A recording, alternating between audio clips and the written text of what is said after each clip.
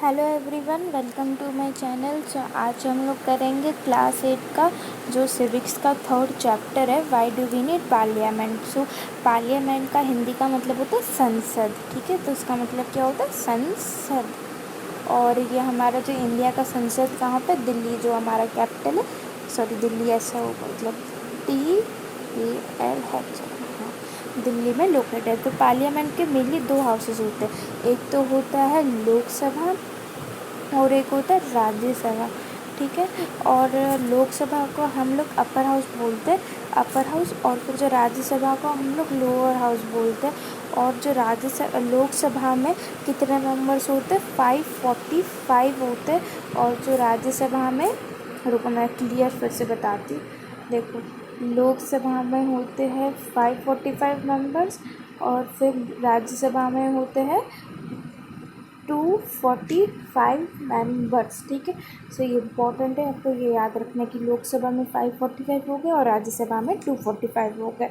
और Lok Sabha plus Rajya Sabha plus president मिलके parliament बनता है। तो ये इम्पॉर्टेंट है, लोकसभा, राज्यसभा और प्रेसिडेंट बन के जो हमारा जो बनता है दो, हाँ। सो इन तीनों को मिलके हमारा क्या बनता है, पार्लियामेंट बनता है। और देखो अभी हमने बोला कि राज्यसभा में होते हैं हमारे, राज्यसभा में 245 होते हैं और फिर जो लोकसभा में हमारे कितने होते हैं, 545 होते हैं। तो जो 245 मेंबर्स में से 12 जो होते हैं नॉमिनेट किए जाते हैं प्रेसिडेंट के द्वारा। नॉमिनेट का मतलब है कि जो प्रेसिडेंट है हमारे, जो इंडिया के प्रेसिडेंट है रामनाथ कोविंद, वो अपने हिसाब से चुनते हैं हमारे जो मतलब 245 मेंबर से 12 चुनते हैं अपने हिसाब से। और फिर जो 545 मेंबर्स है जो लोकसभा के, उससे दो उसमें से एंग्लो इंडियन होते हैं। एंग्लो इंडियन का मतलब होता है कि अभी देखो हमने पढ़ा था कि जो ब्रिटिश हैं वो 1947 जब हम लोग आज़ाद हुए तब चले गए थे, लेकिन ऐसे बहुत सारे लोग थे, मतलब ब्रिटिश थे जो यहाँ अभी अभी भी मतलब हमारे कंट्री में। तो उसमें से एंग्लो इंडियन का मतलब होता है कि उनकी मदर इंडियन होगी और फादर ब्रिटिश होंगे, या फिर ऐसा होगा कि फादर ब्रिटिश होंगे या उनकी मदर इंडिया होंगी। तो इस प्रकार से एंग्लो इंडियन बोलते हैं, आधा एंग्लो और फिर आधा इंडियन, ठीक है। तो चलिए चैप्टर स्टार्ट करते हैं। ये मेरा एक शॉर्ट इंट्रोडक्शन था, जिससे जब आप चैप्टर स्टार्ट पढ़ोगे तो आपको अच्छे से समझ में आएगा। तो यहाँ पे मैं बोला, we in India pride over self on being a democracy. हम लोग इंडिया, हम लोग सारे पीपल, हम प्राइड करते, प्राइड मतलब बहुत ही नसीब वाले हैं, क्योंकि हमारा जो देश एक डेमोक्रेसी कंट्री। डेमोक्रेसी का मतलब होता है, एक डेमोक्रेसी का मतलब होता है कि लोकतंत्र, जहाँ पे लोगों का शासन होता है, उसको लोकतंत्र बोलते हैं। तो हम लोग को प्राउड होना चाहिए इंडिया पर, क्योंकि हम लोग डेमोक्रेसी है। तो हम लोग इसमें रिलेशन सब कुछ पकड़ेंगे। तो मतलब हमें पता है कि हम लोग अपने हिसाब से हमारे नेता वगैरह को चुनते हैं, तो उसी प्रकार से जो गवर्नमेंट फॉर्म होती है, तो यही बताया गया है। It is this element that together make us democracy and it is best expressed in the institution of the element parliament. तो इन सबको देखो, पीपल के जो भी हमारे विचार होते हैं, हमारे जो पीपल से मिलके ही डेमोक्रेसी फॉर्म होता है। पीपल के जो आइडियाज़ होते हैं उससे फॉर्म होता है डेमोक्रेसी, और ये बहुत इंपॉर्टेंट होता है पार्लियामेंट में। In this chapter we will try to see how the parliament enable citizens of India to participate in decision making and control the government. तो इस चैप्टर में हम लोग देखेंगे किस प्रकार से जो पार्लियामेंट है तो सिटीजन्स ऑफ इंडिया को अलाउ करता है वोट देने के लिए, और गवर्नमेंट को कंट्रोल करता है। कौन से गवर्नमेंट को, स्टेट गवर्नमेंट को पार्लियामेंट कंट्रोल करता है। और ये बहुत ही इम्पोर्टेंट है हमारे की फीचर के लिए। तो यहाँ पे हमारा ये क्या हो गया, हमारा पार्लियामेंट है। वैसे तो यहाँ पे पत्थर है, लेकिन यहाँ पे हमें इसलिए दिया है कि क्योंकि हम लोग यूनिटी इन डिवर्सिटी, हमें इन डिवर्सिटी, तो वही बताया गया था। अभी हम लोग पीपल क्यों डिसाइड करते हैं, पीपल क्यों इलेक्ट करते हैं।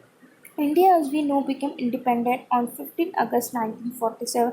Preceding this was a long and different struggle in which many sections of people participate. तो हमें पता है कि हमारा जो देश कब आज़ाद हुआ था, 15 अगस्त 1947, और अभी हमारा देश को आज़ाद होते 75 ईयर्स हो चुके हैं। सो मतलब ये बहुत ही बड़ा स्ट्रगल रहा है हमारा देश आज़ाद होने में, क्योंकि और बहुत सारे जो लोगों ने society, many section of society का मतलब होता है कि जो उच्च लोग होते हैं या फिर जो छोटे लोग होते, नीच नीच जाति होते हैं, ऊंच नीच जाति होते हैं, उन सभी लोग ने पार्टिसिपेट किया था। People from various background join the struggle. तो वो कहाँ पे भी विलेज में चाहे रहो, जो लोग हैं विलेज में जो रहते थे, टाउन्स में रहते थे, सब लोग ने इस स्ट्रगल में पार्टिसिपेट किया था। And they were inspired by freedom, ideas of freedom, equality and participate in decision making. तो वो क्यों इंस्पायर्ड किससे हुए थे? Freedom, equality and participate in decision making. तो पीपल ने लड़ाई क्यों किया, स्ट्रगल क्यों किया? क्योंकि उनको फ्रीडम होना था, आज़ाद होना था। इक्वलिटी का मतलब है कि जो इंडिया के लोगों को भी अधिकार होना चाहिए था। And participate in decision making, पहले क्या करते थे ब्रिटिश अपने ही विचार रखते थे, तो पीपल चाहते थे कि जो इंडिया के लोगों के भी विचार उसमें रखे जाओ। तो इसलिए पीपल ने सोचा कि वो लड़ाई करेंगे और ब्रिटिश लोगों को भगाएंगे। तो वो इंस्पायर्ड किससे थे? Freedom, equality, participate in decision making. Under colonial rule the people had lived in fear of the British government. तो कॉलोनियल रूल का मतलब होता है कोई भी एक कंट्री जब दूसरे कंट्री के ऊपर रूल करती है तो उसको कॉलोनियल रूल बोला जाता है। तो जब ब्रिटिश इंडिया के ऊपर रूल कर रही थी, जो पीपल है डर, अब फियर का मतलब है डर, मतलब डरते थे ब्रिटिश गवर्नमेंट से। And did not agree with many decision that they to, मतलब ऐसे बहुत सारे लोग भी थे जो हिम्मत वाले थे और जो ब्रिटिश कभी कभी बोलती थी वो उससे इनकार भी करते थे, लेकिन जो इनकार करते थे उनको बहुत ही बड़ी सज़ा मिलती थी। क्रिटिसाइज दिस डिसीजन, मतलब जो भी मना करते थे ब्रिटिश से अगेंस्ट, उनको बहुत बड़ी सज़ा मिलती थी। The freedom movement change the situation, लेकिन जो फ्रीडम है, हमने जब स्ट्रगल किया तो वो सब कुछ सिचुएशन चेंज हो गया। The nationalities began to openly criticise the British government make demands. तो जो हमारे नेशनलिटीज़, देखो नेहरू जी, फिर महात्मा गांधी जी, उन्होंने क्रिटिसाइज़ किया, मतलब ब्रिटिश गवर्नमेंट के अगेंस्ट किया। क्रिटिसाइज़ का मतलब होता है अगेंस्ट जाना, और अपने डिमांड्स के लिए मांगा। और फॉर 1885 में जो हमारी इंडियन नेशनल कांग्रेस है, देखो इंडियन नेशनल कांग्रेस एक बहुत बड़ी पार्टी है और इसके पहले नेता इंडियन नेशनल कांग्रेस के जवाहरलाल नेहरू थे। और उन्होंने डिमांड किया there be elected members in the legislature with the right to discuss the budget and ask to say. तो इंडियन नेशनल कांग्रेस ने ब्रिटिश से बोला कि हम लोगों को भी लेजिस्लेचर में रखा जाए, मतलब इंडियन लोगों को भी लेजिस्लेचर में रखा जाए। लेजिस्लेचर का मतलब होता है कि जहाँ पे जो लोग हैं वो डिसाइड करेंगे कि किस प्रकार से मतलब किस प्रकार से कहाँ पे खर्च किया जाएगा, कहाँ पे स्कूल बनाए जाएंगे, तो वो होता है लेजिस्लेचर। इलेक्टेड रिप्रेजेंटेटिव्स को लेजिस्लेचर बोलते हैं। और फिर उन्होंने बोला कि हमें क्वेश्चंस को भी पूछने का अधिकार मिलना चाहिए। और फिर गवर्नमेंट ऑफ इंडिया, मतलब ब्रिटिश ने 1909 में अलाउ किया। हमें तो बहुत समय के बाद मिला, हमने तो बहुत मतलब 1885 में पूछा था और 1909 में हमें मिला था। तो इसमें ये नहीं था कि सबको British government very response to the growing demands of the nationalities that did not allow for adults to vote for the पहले। अभी तो हमारे कैसे कोई भी 18+ है उनको अलाउ करते, लेकिन हमारे में अभी पहले जब ब्रिटिश गवर्नमेंट थे उन्होंने बहुत ही कम अलाउ किया था एडल्ट्स को वोट देने के लिए, और लोगों को भी ज़्यादा इलेक्ट करके नहीं रखा था, मतलब कम, ऐसे मैक्सिमम 10 या फिर 20 लोगों को रखा था लेजिस्लेचर के लिए, और लोगों को तो नहीं रखा था।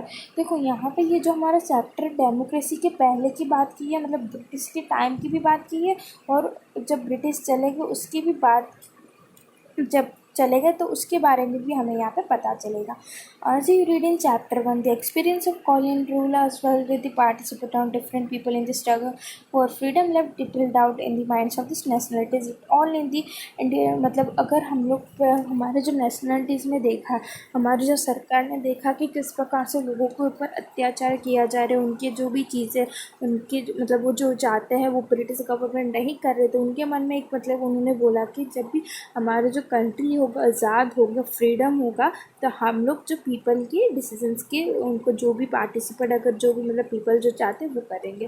तो इसी इंडिपेंडेंस से तो पीपल जो है वो आज़ाद हो गए। और इसका मतलब ये नहीं कि जो गवर्नमेंट चाहे वो कुछ भी कर सकती है, मतलब ऐसा आज़ाद होने के बाद ऐसा नहीं है कि जो गवर्नमेंट चाहती है वो हो, वो मतलब गवर्नमेंट वही करेगी जो पीपल की डिमांड हो और पीपल की नीड। और the dreams and the aspiration of the freedom struggle when made construct and the constitution of independent that lay down on the principle of. फिर जो कॉन्स्टिट्यूशन है हमारे इंडिया के, उन्होंने यूनिवर्सल एडल्ट फ्रेंचाइज निकाली। ये बहुत ही इंपॉर्टेंट होता है। यूनिवर्सल एडल्ट फ्रेंचाइज का मतलब होता है, फ्रेंचाइज का मतलब होता है कि जो भी लोग 18+ है उनको अधिकार है वोट देने का। तो इसका मतलब यही होता है। तो जो ड्रीम है लोगों का, जो पीपल के जो सपना था कि वो भी वोट करेंगे, वो भी राज करेंगे, तो ये सपना सच हो गया हमारे इंडिपेंडेंस होने के बाद। ठीक है, सो आप कैसे देख रहे हैं, अब photo shows a voter reading instruction on how to use an electronic voting machine EVM. EVM were used throughout the country for the first time in the 2004 general election. The use of EVMs in 2004 saved 1,50,000 which would have cut to produce about 8,000 tons of paper for printing the ballot papers. तो ये जो photo दिखाए गए थे यहाँ पे जो लोग हैं वो पढ़ रहे हैं किस प्रकार से वो EVM होता है, इलेक्ट्रॉनिक वोटिंग मशीन। पहले क्या होता था, जब वोटिंग किया जाता था वो पेपर के थ्रू किया जाता था, लेकिन टेक्नोलॉजी जब इंक्रीज़ किया गया तो 2004 में एक मशीन निकाला गया EVM करके, और तब से जो लोग हैं उसमें वोट करते हैं और इससे बहुत सारे पेड़ को बचाया जाता है। तो इसमें इम्पॉर्टेंट ये है कि इलेक्ट्रॉनिक वोटिंग मशीन का आपको एक तो फुल फॉर्म पता होना चाहिए, और फिर ये है कि ये जो UPSC वाले क्वेश्चन में आता है, स्कूल वाले मतलब NCERT में भी आ सकता है, लेकिन UPSC वाले में ज़्यादातर आता है कि कौन से मतलब कंट्री ने फर्स्ट टाइम जो इलेक्ट्रॉनिक मशीन कब यूज़ किया था, तो वो था 2004। ये 2004 यहाँ पे जो स्क्रीन में आधे मतलब लिख ही नहीं पा रही, तो इसलिए अजीब अजीब से नंबर फॉर्म हो रहे हैं, तो 2004 ही है। ठीक है, अभी हमारा है पीपल एंड द रिप्रेजेंटेटिव। तो पीपल, और पीपल का मतलब होता है हम लोग, और रिप्रेजेंटेटिव्स का मतलब होता है कि हमारे जो MLA है, MP है। अच्छा, मैंने आपको MLA और MP के बारे में नहीं बताया। देखो, हमारे लोकसभा होता है और फिर राज्यसभा होता है। ठीक है, ठीक है, तो जो लोकसभा से हम लोग MP इलेक्ट करते हैं, MP का मतलब होता है मेंबर ऑफ पार्लियामेंट, और फिर हम लोग राज्यसभा से member of legislative assembly choose करते हैं। ठीक है, ये होता है राज्यसभा के लिए। और हम लोग जो लोकसभा से MP सिलेक्ट करते हैं उसमें से हमारे प्राइम मिनिस्टर चुनते हैं। तो लोकसभा से हम लोग प्राइम मिनिस्टर चुनते हैं, और राज्यसभा से हम लोग अपने चीफ मिनिस्टर चुनते। तो आप ये ऐसे याद कर सकते हो, राज्य होगा तो चीफ मिनिस्टर, लोग होगा तो प्राइम मिनिस्टर। ठीक है, तो MP MLA क्लियर हो गया। तो MP MLA, फिर हमारे जो ग्राम पंचायत के लीडर्स होते हैं, ये सारे हमारे रिप्रेजेंटेटिव्स होते हैं। फिर मेयर होते हैं। The take of point for a democracy is the idea of constant example, the desire, approval and participation of the people. तो डेमोक्रेसी किसे बोलते हैं? डेमोक्रेसी जो होता है पीपल के अप्रूवल की, उनकी सहमत, और पीपल किस प्रकार से पार्टिसिपेट करते हैं उससे बनता है डेमोक्रेसी। पीपल पर वोट देने के लिए पार्टिसिपेट करते, अगर जो पीपल है गवर्नमेंट के साथ सहमत है तो तभी जाके डेमोक्रेसी बनता है। It is the decisions of people that creates a democratic government and decide awards for. तो पीपल ही डेमोक्रेसी क्रिएट करते हैं और उसी प्रकार से डेमोक्रेसी चलते हैं। अभी आप लोग सोच रहे हो कि हम लोग पीपल थोड़ी ना हम लोग डेमोक्रेसी क्रिएट करते, लेकिन हम लोग पीपल लोगों को नेता लोगों को हम लोग वोट देते हैं, और तभी हम लोग डेमोक्रेटिक गवर्नमेंट को हम लोग फॉर्म करते हैं। तो पीपल जब मतलब पीपल जब इलेक्ट करते, पीपल का डिसीजन से अगर पीपल चाहते हैं कि स्कूल्स बने तो नेता वो करते हैं, तो वो पीपल ने ही गवर्नमेंट को फॉर्म किया। तो उसी बताया गया। The basic idea is the kind of democracy is that the individual और the citizen is the most important person that in the principle as the government other institution need to have the trust of the citizens। तो जो government है, trust मतलब जो citizen से लोगों की trust से, मतलब जो लोगों की जो अच्छाई है, जो लोग जो हमारे साथ गवर्नमेंट के साथ सहमत करते तभी जाके गवर्नमेंट बनता है। और जो लोग एक मतलब जो सिटीजन्स होते हैं वो बहुत ही इंपॉर्टेंट होते हैं गवर्नमेंट फॉर्म करने के लिए। हर एक इंडिविजुअल, आप भी होंगे, आप भी बहुत बड़े पार्ट हो गए। अभी तो आप इलेक्ट नहीं कर पा रहे, लेकिन जब आप बड़े होंगे तो आप एक पार्ट होंगे गवर्नमेंट के, और आप भी एक इम्पॉर्टेंट पर्सन भी होंगे। ठीक है, अभी भी आप इम्पॉर्टेंट हो, लेकिन जब आप वोट करोगे तब ज़्यादा। ठीक है, यही बताया गया है। सो जो इंडिविजुअल है, जो लोग हैं, वो किस प्रकार से गवर्नमेंट से अप्रूवल देते हैं। अप्रूवल का मतलब है कि सहमत होना। तो किस प्रकार से जो लोग होते हैं गवर्नमेंट से सहमत होते हैं। तो आपने जैसे पढ़ा है इलेक्शंस के थ्रू, जो पीपल होते हैं अपने रिप्रेजेंटेटिव्स को इलेक्ट करते हैं और फिर वहाँ पे जाके वो पार्लियामेंट में जो अपने रिप्रेजेंटेटिव्स को इलेक्ट करके वो पार्लियामेंट पे जाते हैं और उस पार्लियामेंट से गवर्नमेंट फॉर्म होता है। और जो पार्लियामेंट होता है, हमारा जो संसद है भारत का, वो हमारे गवर्नमेंट को कंट्रोल और गाइड करता है। कंट्रोल का उसके ऊपर कंट्रोल रखता है कि गवर्नमेंट कुछ मिसयूज़ ना करे पावर का, और गाइड भी करता है कि अगर आपको ये करना चाहिए वो करना चाहिए। In this sense people through that chosen In this sense, through their chosen representatives from the government also control। तो इस प्रकार से जो रिप्रेजेंटेटिव्स है गवर्नमेंट को फॉर्म करते हो और उससे कंट्रोल भी करते हो। तो देखो आप देख सकते हो कि जो लोग हैं, मतलब पहले हाथियों के ऊपर बैठ के ईवीएम लेके लोगों को वोट, मतलब लोगों के वोट कलेक्ट करने के लिए जा रहे हैं। सो यहाँ पे हमें कुछ क्वेश्चंस बताए गए। सो पहले हम लोग इसको देख लेते हैं और फिर जाके ये हम लोग अच्छे से सॉल्व करेंगे, ठीक है। सो यहाँ पे हमें ये देखो, ये हमारा पार्लियामेंट है इंडिया का। तो यहाँ पे जो एमएलए है वो एमएलए नहीं, एमपी बैठते हमारे संसद में, और जो भी एमपी से एक हमारे प्राइम मिनिस्टर चुने जाते हैं, ठीक है। तो देखो ये आपको जैसे दिख रहा है कि ये हमारा राज्यसभा है और फिर ये हमारा है लोकसभा, ठीक है। अभी देखो, अगर आपके एग्ज़ाम में राज्यसभा और लोकसभा का हमें डिफ्रेंशिएट करने के लिए बताया जाएगा, तो मतलब अगर हमें आइडेंटिफाई करने के लिए, तो राज्यसभा में लाल कलर होता है, आर आर राज्य, ठीक है, रेड, ऐसे याद रख लेना, राज्य रेड, और फिर दूसरा का तो याद रह जाएगा लोक ब्लू, ठीक है। तो आप इस प्रकार से याद कर सकते हो। जो राज्यसभा में 245 मेंबर्स होते हैं और इसका पर्सन कौन होता है, हेड पर्सन होता है वाइस प्रेसिडेंट ऑफ इंडिया। अभी आप मुझे कमेंट में बताना कि वाइस प्रेसिडेंट ऑफ इंडिया अभी प्रेजेंट में कौन है, और वही लीडर है राज्यसभा के। और लोकसभा के 545 मेंबर्स होते हैं, उसमें से उनका स्पीकर होता है लीडर, ठीक है, स्पीकर उनका लीडर होता है। ये बहुत सारी कॉमन सी चीज़ें हैं जो आपके एग्ज़ाम में भी ना पूछे तो चलेगा, लेकिन आपके ये नॉलेज के लिए बहुत इंपॉर्टेंट होती है। जो भी यूपीएससी के एग्ज़ाम देने वाले तो उनके लिए भी बहुत इंपॉर्टेंट होती है। सो अभी हमें बताया गया कि कॉन्स्टिट्यूंसी मतलब क्या होता है और एंड रिप्रेजेंटेटिव का मतलब क्या होता है। अभी एमएलए क्या है, एमएलए का मैंने मतलब बता दिया, member of legislative assembly. Constituency का मतलब होता है, तो अभी ये मान लो कि एक स्टेट है, तो स्टेट में विलेज में भी बहुत सारे कॉन्स्टिट्यूंसी को डिवाइड करते जाते हैं।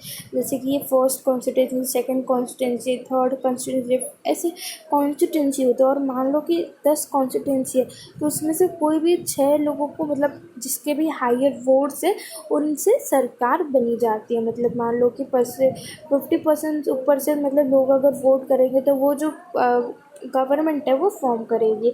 एंड रिप्रेजेंट का मतलब है कि वो फॉर्म करेगी गवर्नमेंट को। तो अभी हमें बताना है कि जो विधानसभा और जो लोकसभा का डिफ्रेंशिएट किया। विधानसभा का मतलब होता है राज्यसभा, और फिर लोकसभा का मतलब होता है लोकसभा का मतलब होता है जो मतलब उससे होता है। तो मैं आपको 2 बताऊंगी, उनका 2 डिफरेंशिएट बताऊंगी, और आप जो तीसरा है वो आप खुद से कमेंट में बताना, प्लीज़ बताना। बहुत सारे लोग बताते नहीं हैं। मैं भी जानना चाहती हूँ कि कौन लोग इंटेलिजेंट भी, मतलब कौन है जिसको मेरा मतलब मैं जो पढ़ाती हूँ उसको समझ में आता है। तो प्लीज़ मुझे बताना कि कमेंट में, ठीक है। तो देखो पहले मैं डिफरेंशिएट बताती हूँ। विधानसभा में 245 मेंबर्स होते हैं, लोकसभा में 545 मेंबर्स होते हैं। विधानसभा के जो लीडर होते हैं वो विधानसभा के जो लीडर होते हैं वो वाइस प्रेसिडेंट होते हैं इंडिया के, मतलब वाइस प्रेसिडेंट। और देन लोकसभा के जो प्रेसिडेंट जो लोकसभा के जो लीडर होते हैं वो स्पीकर होते हैं। अभी और एक है, अभी ठीक है, मैं आपको थोड़ा सा हिंट देती हूँ कि अभी मैंने ऊपर बताया कि उसमें से लोकसभा में एक कोई नॉमिनेट करता है, और वो कितने नॉमिनेट करता है वो आपको बताना है, और विधानसभा में कितने नॉमिनेट एक्स्ट्रा किए जाते हैं। तो ये बताओगे तो आपका ये क्लियर हो जाएगा। मतलब देखो मैंने पढ़ा, अभी मैं थोड़ा सा और भी ज़्यादा हिंट दे देती हूँ। देखो लोकसभा हमें प्रेसिडेंट इलेक्ट करते हैं लोगों को अपने हिसाब से, नहीं लोकसभा में नहीं, प्रेसिडेंट, हाँ प्रेसिडेंट विधानसभा में अपने हिसाब से लोगों को चुनते हैं, अपने कितने चुनते हैं वो आपको बताना है।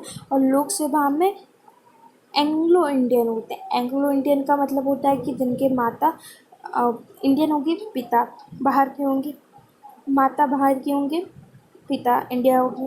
तो कितने लोग होते हैं उसमें आपको ये बताना है। तो अभी हमारा थर्ड क्वेश्चन है कि स्टेट गवर्नमेंट मतलब स्टेट गवर्नमेंट का काम हो गया, सेंट्रल गवर्नमेंट का काम होगा। देखो मैंने ये भी बताती हूँ कि जो एमएलए होते हैं ना वो स्टेट गवर्नमेंट फॉर्म करते हैं, जो मेंबर ऑफ लेजिस्लेटिव असेंबली होते हैं वो स्टेट गवर्नमेंट फॉर्म करते हैं, जो सेंट्रल गवर्नमेंट है एमपी फॉर्म करते हैं, मेंबर ऑफ पार्लियामेंट। पार्लियामेंट होता है तो सेंट्रल गवर्नमेंट की होता है। Decisions of Indian government to maintain peaceful relations with China, तो ये सेंट्रल गवर्नमेंट का होगा, क्योंकि यहाँ पे चाइना का मतलब है कि अलग से कंट्री होता है, तो इसलिए चाइना का आएगा। The decision of Madhya Pradesh government और डिसकंटिन्यू बोर्ड एग्जाम, तो ये मध्य प्रदेश की स्टेट है तो ये स्टेट गवर्नमेंट होगा। Introduction of a new train connection between Ajmer and Mysore, ये भी स्टेट का ही होगा।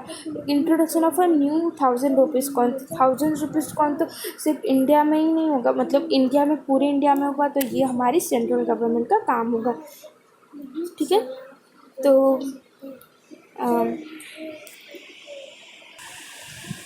सो देखो in representative democracies people do not participate directly, पहले में आएगा, but instead choose there representatives, फिर इधर आएगा this.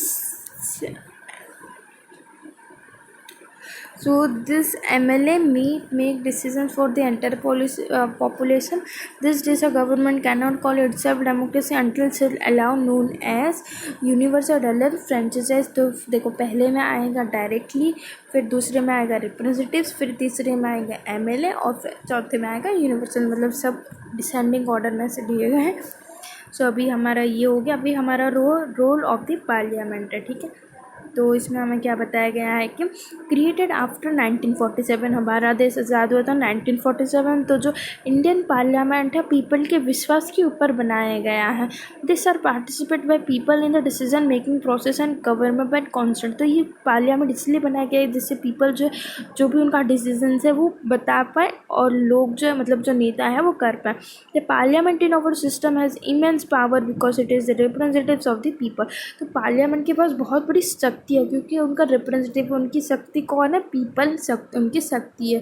Election for to the parliament are held in similar as the, मतलब पार्लियामेंट में जो एमएलए के लिए जैसे इलेक्ट किया जाता है वैसे ही एमपी के लिए भी वैसे इलेक्ट किया जाता है। जो लोकसभा के जो इलेक्शन होते हैं 5 वर्ष, आपको याद रखना जो भी जितने भी इलेक्शन होते हैं वो सारे 5 साल ही रखे जाते हैं। The country is divided into numerous constituencies as shown in the map on the page 41 कौन सा है, तो मतलब नीचे ऐसे बताया गया है कि each of this constituency elects 1%, तो हमें पता है कि जो एक कॉन्स्टिट्यूंसी होता है उसमें से एक जिसके भी हायर वोट्स होते हैं वो पार्लियामेंट में जाता है। तो कैंडिडेट्स का मतलब होता है जो लोग जो इलेक्शंस करते हैं वो अलग अलग पार्टीज के होते हैं। कैंडिडेट्स का मतलब होता है कि जो नेता वगैरह होते हैं वो अलग अलग बैकग्राउंड से होते हैं, को चाहे मतलब देखो अभी अलग अलग बैकग्राउंड का मतलब है कि पॉलिटिकल पार्टी से उनका पार्टी से लगे, देखो कोई भारतीय जनता पार्टी है, कोई इंडियन नेशनल कांग्रेस है, कोई द्राविड़ मुनेत्र, ऐसे मतलब बहुत सारे से पार्टी है, तो सारे जो कैंडिडेट्स हैं अलग अलग पार्टी से बिलोंग करते हैं। One selected this candidates became member of parliament, तो जो उसमें से इलेक्ट किया जाता है, जो कॉन्स्टिट्यूंसी से इलेक्ट किया जाता है वो पार्लियामेंट में जाके मेंबर ऑफ पार्लियामेंट बनते हैं एमपी, और इसी से एमपी बनता है पार्लियामेंट, और इससे क्या होता है पार्लियामेंट जो है ये परफॉर्म करते। तो ये जो भी उनका परफॉर्म है वो हम लोग नेक्स्ट वीडियो में देखेंगे, नहीं तो बहुत बड़ा वीडियो हो जाएगा।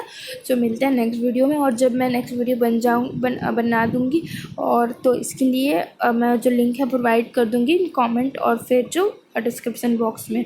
और प्लीज़ आप मेरे चैनल को सब्सक्राइब करिए, आप लोग सब्सक्राइब नहीं करते हो, बहुत कम सब्सक्राइबर्स बढ़ते हैं, मैं इतने मेहनत से वीडियो बनाती हूँ, और प्लीज़ सब्सक्राइब करिए। So thank you so much, मिलते हैं नेक्स्ट वीडियो में।